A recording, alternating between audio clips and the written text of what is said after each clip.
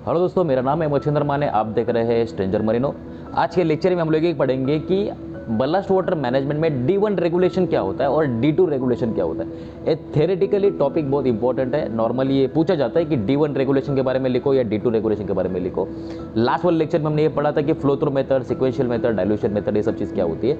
अभी ये सारी मेथड्स कौन से रेगुलेशन के अंडर आती है, D1 रेगुलेशन क्या है और D2 रेगुलेशन क्या है, दोनों में डिफरेंस क्या है। तो चलो दोस्तों, लेक्चर के लिए स्टार्ट करते हैं। दोस्तों, लास्ट के लेक्चर में हमने ये पढ़ा था कि बallast वाटर मैनेजमेंट में जो D1 रेगुलेशन होता है, D1 रेगुलेशन में एक्सचेंज सिस्टम, बallast का जो एक्सचेंज होता है, बallast जो सी वाटर में एक्सचेंज होता है, वो एक्सचेंज करने के कौन से प्रोसेस होते हैं। एक होता है फ्लो थ्रू, सिक्वेंशियल मेथड और डाइल्यूशन मेथड। इन तीन प्रोसेस के बारे में हमने लास्ट वाला लेक्चर लिया था। तो लास्ट वाले लेक्चर में फ्लो थ्रू क्या होता है, सिक्वेंशियल क्या होता है, डाइल्यूशन क्या होता है, ये सब करने के बाद में अब 95% वॉल्यूमेट्रिक एक्सचेंज जो बallast है वो टैंक के अंदर 95% उस बल्लास्ट का जो कॉन्सेंट्रेशन है 95% आप वॉल्यूम कैसे चेंज करोगे, ये सब हमने लास्ट वाले लेक्चर में पढ़ा था। तो ये जो सिस्टम है बल्लास्ट वाटर का एक्सचेंज करने का जो सिस्टम है, तीन प्रोसेस से flow through, sequential and dilution, जिससे 95% वॉल्यूमेट्रिक एक्सचेंज होता है बल्लास्ट। तो इस सिस्टम को,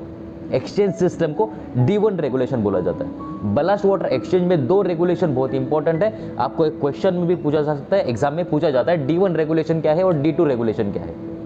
तो D1 regulation ballast water management जो एक्सचेंज स्टैंडर्ड है, जिसके अंदर फ्लो थ्रू होता है, सिक्वेंशियल होता है और डाइल्यूशन होता है। और ये तीनों चीजें करने के बाद में 95% वॉल्यूमेट्रिक एक्सचेंज होता है बल्लास्ट का। तो इसे बोलते हैं D1 रेगुलेशन। अभी आज के लेक्चर में ये देखेंगे कि D2 स्टैंडर्ड क्या है।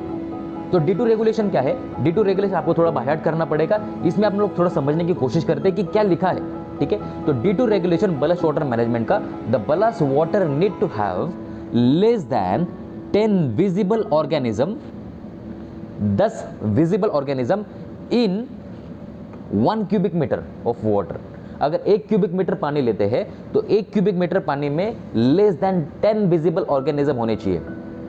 उस ऑर्गेनिज्म का एक डायमेंशन बोला है कि व्हेन डायमेंशन मोर देन और इक्वल टू 50 माइक्रो, मतलब 50 और उससे ज़्यादा माइक्रो जिसका डायमेंशन रहेगा, ऐसे लेस देन 10 विजिबल ऑर्गेनिज्म होने चाहिए 1 क्यूबिक मीटर पानी में।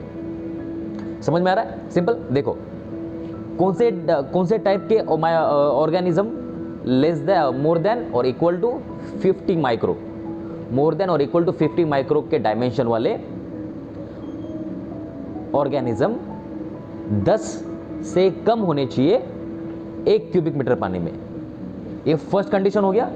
सेकंड कंडीशन, अगर उनका डायमेंशन 50 माइक्रो से कम है, 50 माइक्रो से कम है और 10 माइक्रो से ज़्यादा है, 50 माइक्रो से कम और 10 माइक्रो से ज़्यादा, तो ऐसे ऑर्गेनिज्म कितने होने चाहिए, less than 10 visible organism in 1 millilitre.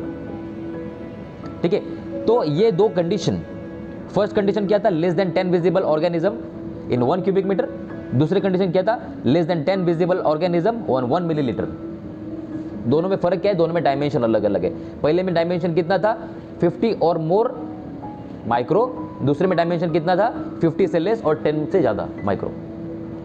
तो दो condition ballast water need to have, आपका जो बल्लास्ट वाटर है उसमें ये दो कंडीशंस कंप्लाई होने चाहिए ये रेगुलेशन के हिसाब से। तो D2 रेगुलेशन में क्या है, ये दो कंडीशंस कंप्लाई होनी चाहिए। ये सिंपल है। आपको इसमें कोई डाउट आ रहा है? देखो, सिंपल दो डायमेंशन है, दो तरह के ऑर्गेनिज्म है जिसका डायमेंशन 50 और उससे ज़्यादा है, और दूसरे कंडीशन में जिसका डायमेंशन 50 से कम लेकिन 10 से ज़्यादा है। जो 50 से ज़्यादा है वो भी 10 से कम होने चाहिए 1 मीटर क्यूब वाटर में, और जिसका डायमेंशन 50 से लेके 10 है वो 1 मिलीलीटर वाटर में 10 से कम होने चाहिए।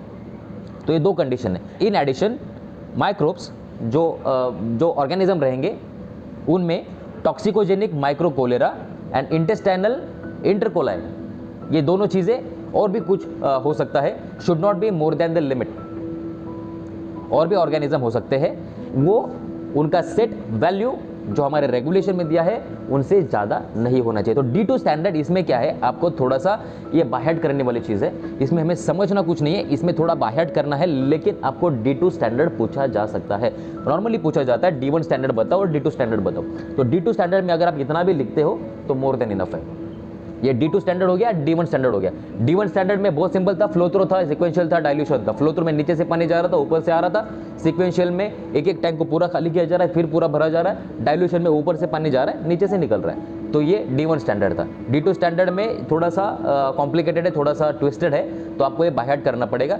पहला डायमेंशन देखो, डायमेंशन मोर देन 50 और दूसरे में डायमेंशन है 50 से कम और 10 से ज़्यादा। ये मोर देन 10 विजिबल ऑर्गेनिज्म यहाँ पर है, यहाँ पर भी less than 10 visible organism. 10 visible organism, 10 visible organism पहले कंडीशन में है 1 क्यूबिक मीटर में, दूसरे कंडीशन में 1 मिलीलीटर में। तो ये दो कंडीशन अगर आप लिखते हो और इन एडिशनली थोड़ा सा थ्योरी लिखते हो तो आपको पूरा मार्क्स मिल जाएगा। ये हो गया D2 स्टैंडर्ड, ये हो गया D1 स्टैंडर्ड। तो बल्लास्ट वाटर मैनेजमेंट में जो रेगुलेशन है D1 standard and D2 standard, D1 regulation, D2 regulation, तो ये चीज़ है। ओके दोस्तों, थैंक यू वेरी मच। अगर आपको वीडियो अच्छा लगा तो वीडियो को प्लीज़ लाइक कीजिए।